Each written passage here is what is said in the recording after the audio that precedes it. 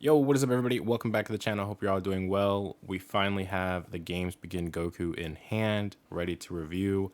Absolutely, I'm excited to talk about it. I do have some my own personal, I don't want to say gripes, maybe like more like nitpicks on the figure as opposed to real issues. But absolutely, I think it's a release I've been anticipating. Many have been anticipating. A little bit different box art, not necessarily anything crazy, but they did add this dynamic movable shoulder system sticker or label to the box as well. So we will get into that. I'm not going to glaze too much over everything. We're going to quickly go over these accessories so we can get to the real, you know, glut of this review, I guess, But hands, standard that you see in pretty much every release like that. You got your key hands, stance hands, instant transmission hands for him, your fist in the box. You got 4 total faceplates. Let's take a quick peek. I'm gonna kind of skip over going to show like them on the actual head, just because I really want to talk about the articulation. The accessories are very bare bones here. You got your stern, got your yelling, gritting looking off to the side, and you've got this kind of happy expression that I think for me I'm not really the biggest fan of. It looks okay. All of these are pretty much in the general stylization that Tamashi has with the Dragon Ball line. In terms of like you've seen with, where is he at? I can pull him right now. Like Cell Saga Gohan, pretty much kind of the same deal. So I do like the consistency there that they've not changed drastically. And of course, the hair has gotten a lot better over the last couple of years in terms of some stable, consistent colors. And I do like this colorway a lot better than what they were doing before. Yeah, so you do get that extra windswept head sculpt in there as well. But without further ado, let's just let's dive into him. I really want to get into the articulation and then talking more about him compared to some of the other figures that have recently come out and have been out for some time now, and then get into the closing thoughts. So first things first, we're gonna take a look at this neck peg, this new neck peg that is just wow. Oops. So they did do a double ball peg hinge in here, and they changed the location that the neck peg actually attaches to, which is now the back of the head, which it does have, some good offerings. It has the ability to look up a lot better, which is, something I've said I would like to see in more figures, just because the range can be really questionable at times, whether when it's going up or down. But yeah, it's really nice. There are some gripes I have about that system in general, which I'll get into later. But overall, just in terms of playability off the bat, it's cool. You're getting kind of that extra range.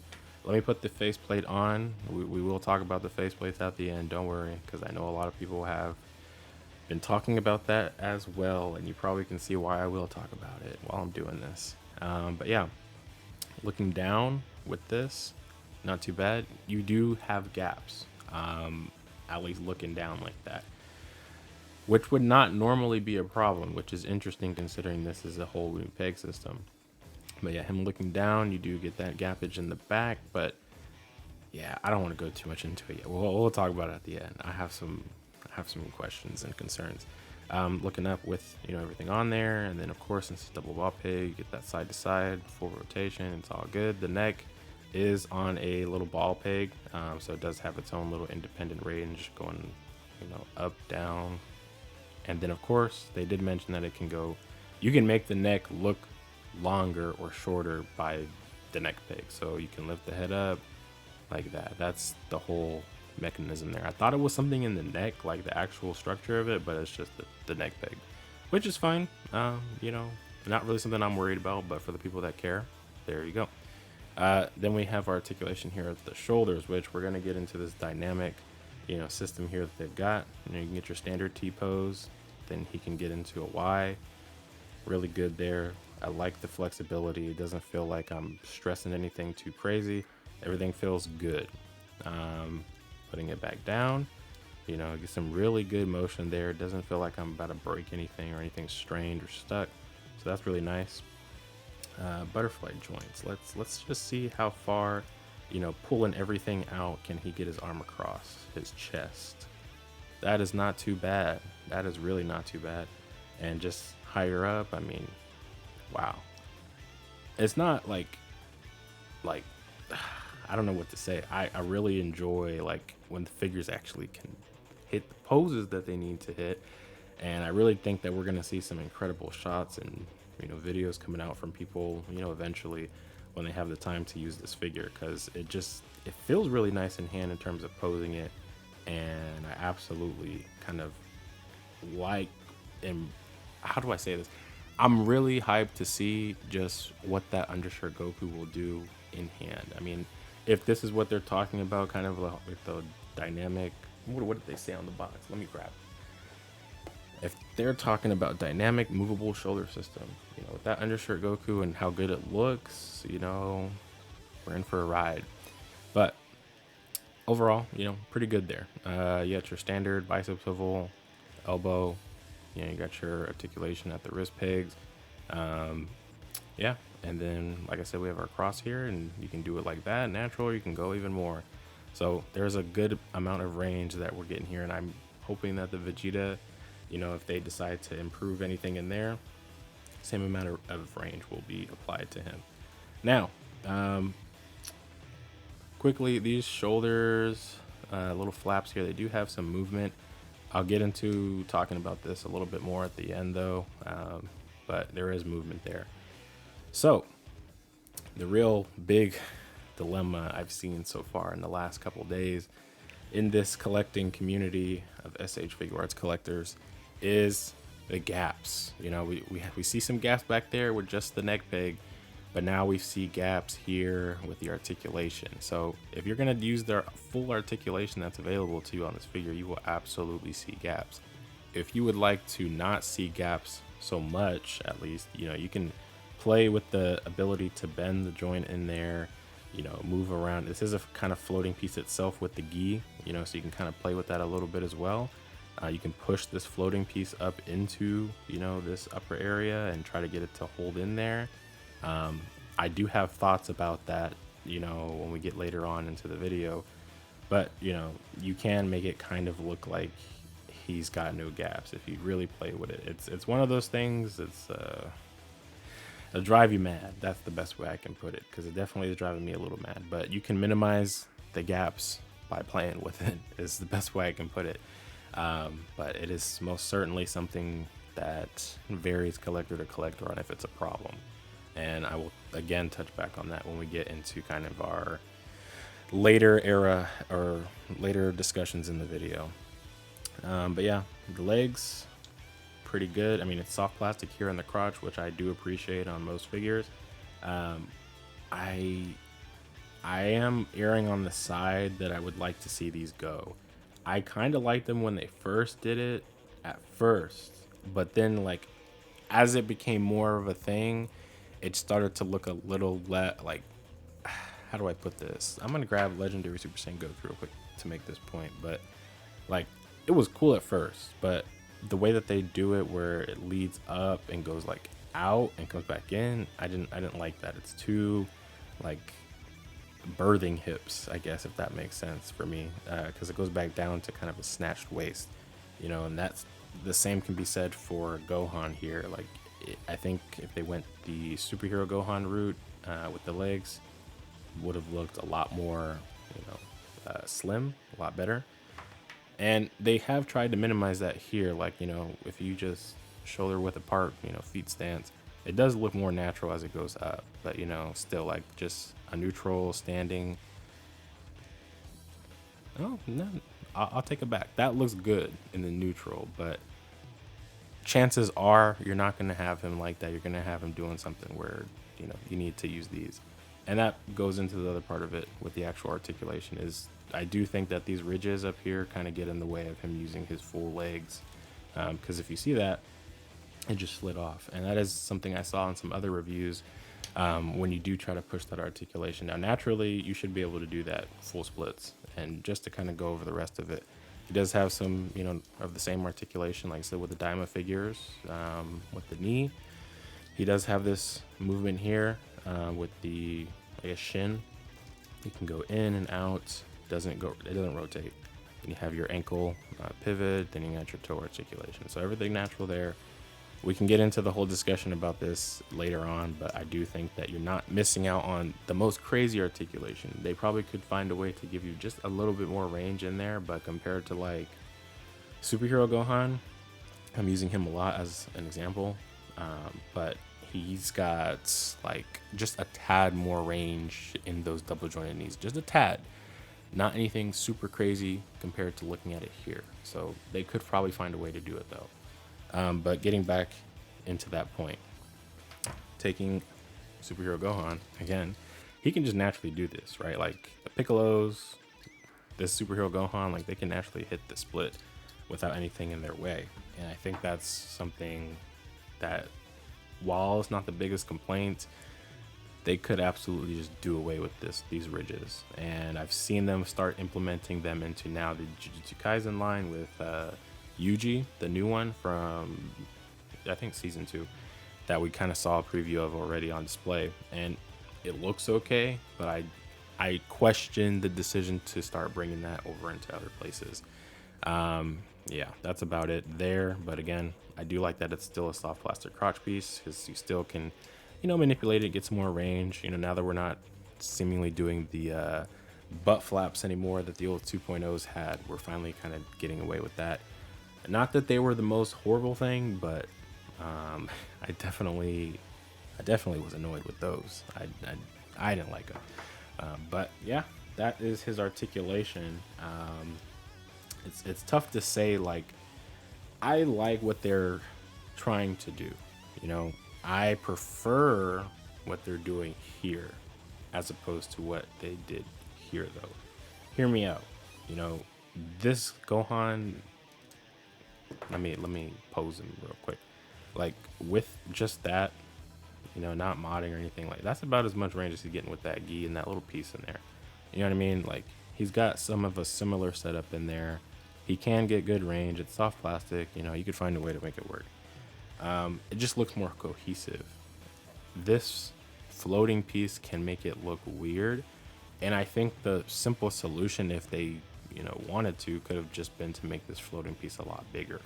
And when I say that, I mean, like, instead of it being this little tiny piece of the gi, the orange part of the gi, why not just extend it so it's pointed up a lot more? Like, it might get in the way a little bit, but I would rather it not sit there and just keep rocking around freely all the time.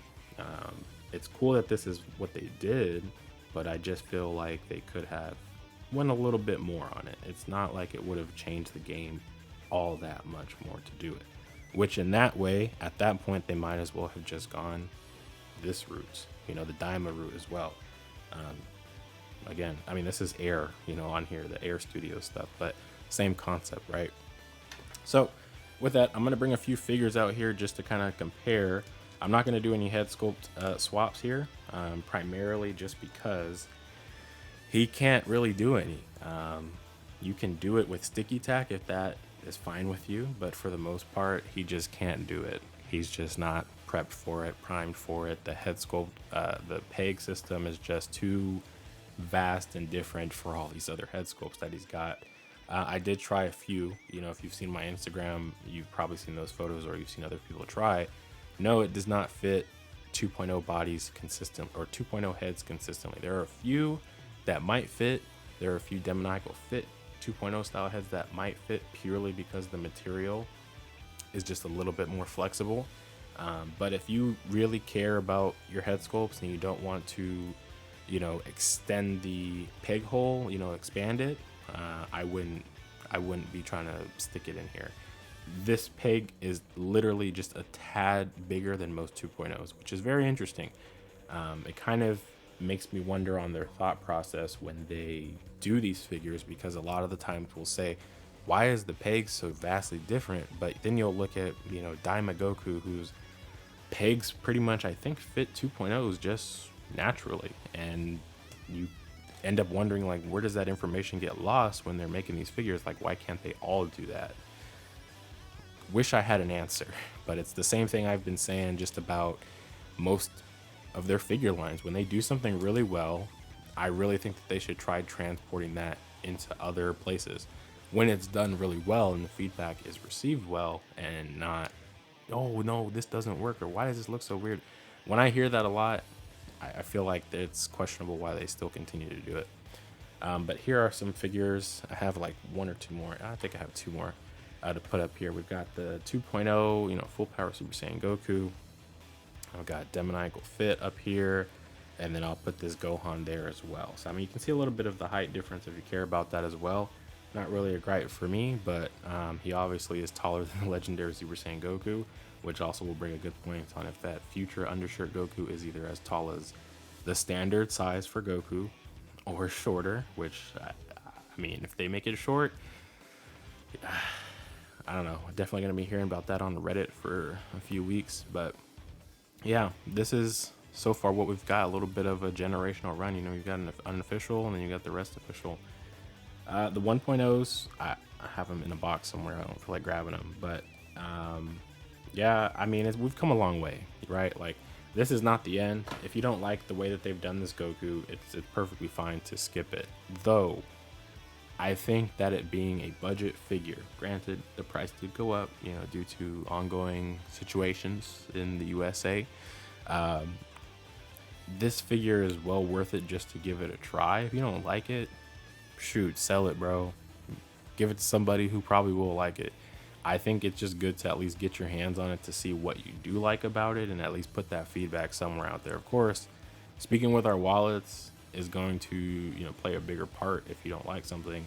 But at the end of the day, for stuff like this, which we're going to continue to see them advance with engineering, they got to hear some type of feedback somewhere, whether that's in the comments or other people's videos or whatever, and it's being blasted everywhere. You know what I mean?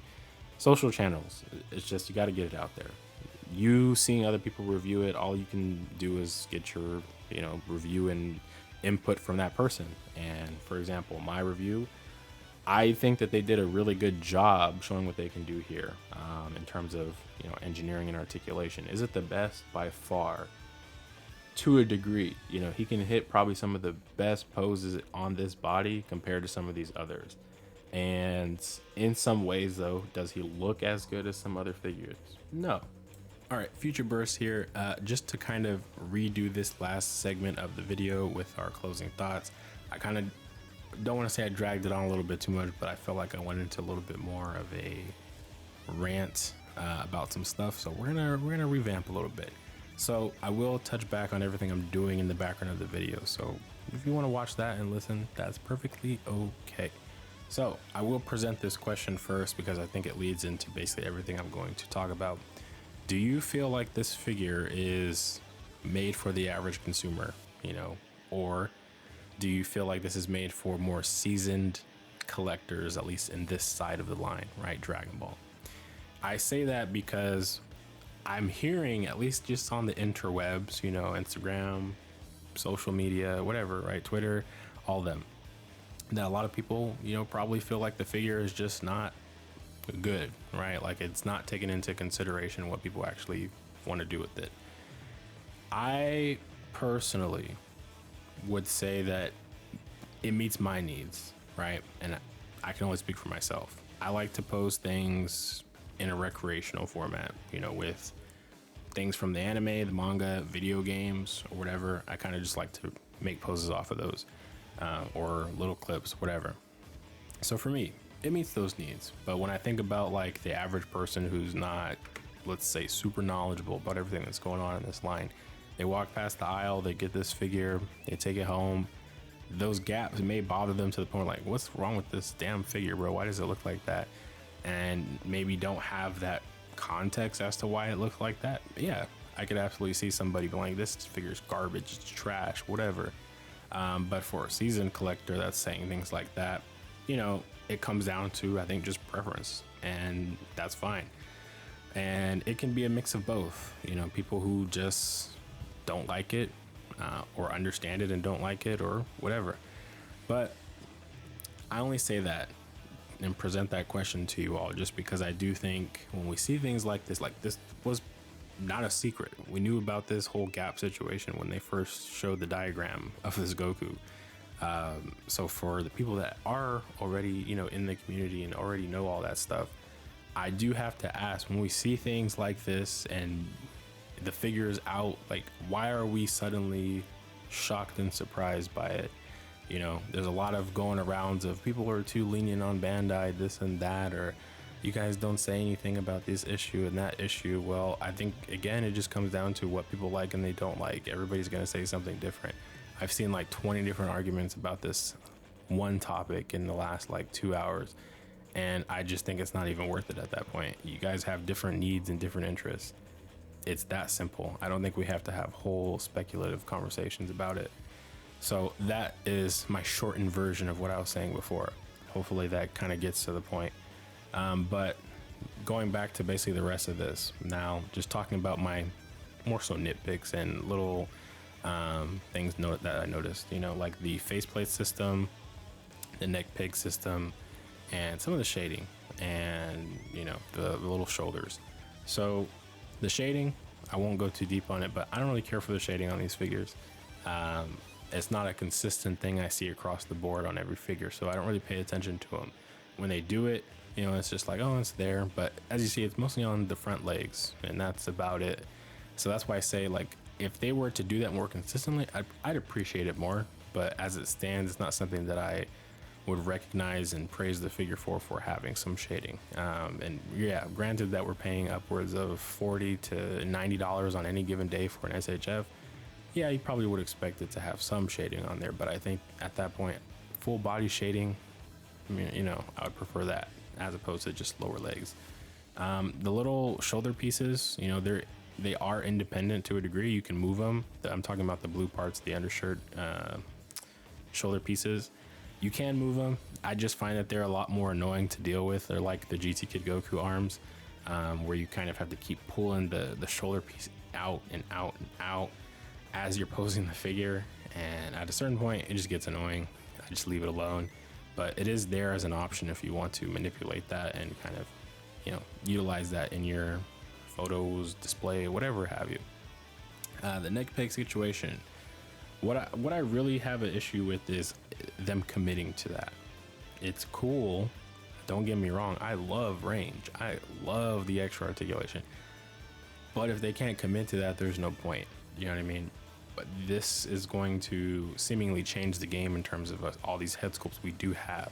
Like, I don't even want to just think about the non-official stuff. You know, the non-official stuff, somebody always is going to make a head sculpt, but with all of the official head sculpts we have of Goku, you know, I would like to put them on my figures that come out 2 years later or something, because they might still look good.